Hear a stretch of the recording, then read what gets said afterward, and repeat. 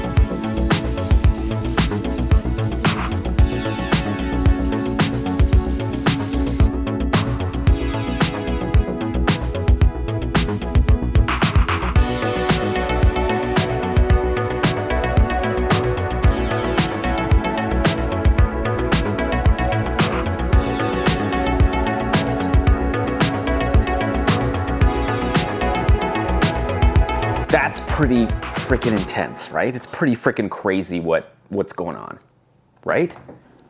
I mean, I just became a member of a website called runwayml.com, and what that website lets you do is use their AI algorithms to create video content or modify video content. It's not super cheap. I think, you know, it's like you're probably gonna have to pay the $35 a month rate in order to get a decent amount of seconds for render, because you are paying per second on top of a monthly fee to have access to this thing. So it's pretty pricey. Whatever, it doesn't matter, who cares?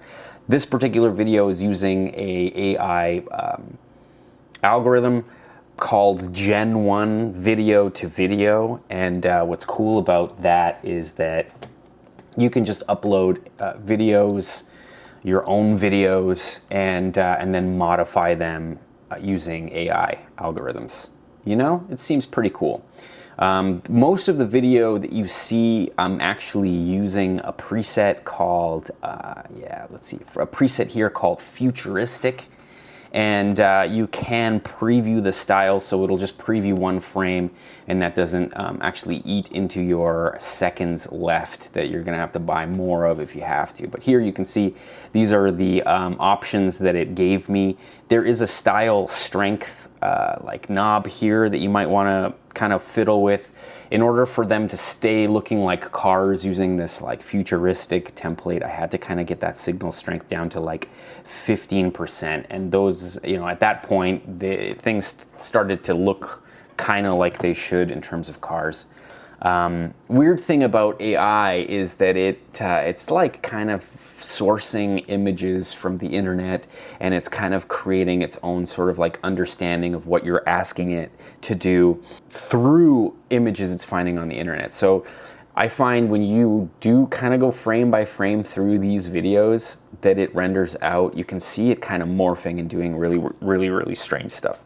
This is the first generation of AI tools, so you know, this is in its infancy, and the fact that it can do what it's doing is pretty crazy. This is one of the presets I was using, but after a while I started to use the prompt feature. Here you can just sort of describe what you want to see. This is Scale Science. I was in Denver, Colorado at the Matsuri 2 potluck.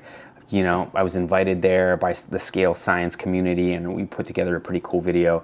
And I was kind of playing around with the idea of doing kind of some kind of AI transition, kind of like plug-in style effects that we used to use a lot when I used to work for MTV Canada. We just, you know, we play around with lots of effects because we were doing, you know, youthful content for youth. So we were just kind of throwing everything at the wall at that point, kind of going wild with video. Anyway, you can see here, this is that futuristic kind of effect, and it is kind of cool. Like, I like how it is very Tron-y, you know, and it kind of picked up on the lights in Scale Science and kind of the colors that were reflecting off of that shiny floor, and that's kind of why it sort of decided to go with this kind of look, I'm assuming. You know, this here, I asked AI to add smoke to the rear tires, and I also asked for like, no, I just asked for lots of smoke, and this is kind of what it gave me. It doesn't kind of quite understand the three-dimensionality of what's happening, you know, and the physics of what's happening and how the cars are moving. It's just sort of taking everything at face value, and it's sort of affecting it, making it look an average of what the internet thinks, I'm assuming, drifting is. So it's weird that when it was trying to do that kind of photorealistic stuff, it decides to, kind of look like a backyard or a parking lot, which I think is pretty cool. It's pretty crazy, man. When I started asking it to do the tire smoke, that's where things got wild. Like, check out Shane from Redcat's little hatchback here and what it did to it. Like, the original footage looks like this, and it actually pretty much made it look like a real car. It added trees, it added like trees instead of people. You can see it added like light poles and like utility boxes and like a bridge. There's like a bridge up there. It's so strange. It's so crazy how it just like finds these real elements and kind of like ties them all together as it decides to do what it's doing. Anyway, let me know in the comments below what you guys think about AI in video. I had always dreamed of doing like a proper motion captured, or maybe not motion captured, but stabilized and motion tracked RC drift scene where we were, you know, we would superimpose, you know, a city, you know, lots of buildings in the background, and I have a feeling that this tool is going to make that a lot easier, especially if we still green screen out the backgrounds and add, you know, markers for motion tracking. I think this tool will make that happen a lot easier, and I won't have to learn Blender in order to do it.